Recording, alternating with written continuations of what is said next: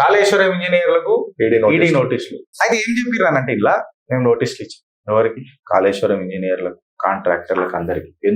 అందరికి ఇచ్చినాం. ఎందుకు ఇచ్చినాము అని అంటే వాళ్ళు తప్పు చేసి ఈసీఆర్ కూడా ఫైల్ చేసి ఈసీఆర్ ఫైల్ చేస్తే తప్పు చేసినట్టు కరెక్ట్. ఈడీ వచ్చిందంటే కరెక్ట్.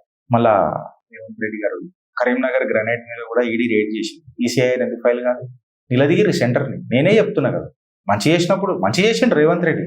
మంచి చేస్తే మనం మంచిగా అంటాం కదా, అంతే కరెక్టా? అయితే వీళ్ళు కాళేశ్వరం ఇంజనీర్ల దగ్గర ఏమన్నారంటే తెలంగాణ గవర్నమెంట్ ఇరిగేషన్ డిపార్ట్మెంట్ నోటీసులు ఇష్యూ చేసిందట ఇంజనీరింగ్ అఫీషియల్స్ కి, కాంట్రాక్టర్లకు కాళేశ్వరం లిఫ్ట్ ఇరిగేషన్ స్కీమ్ మీద.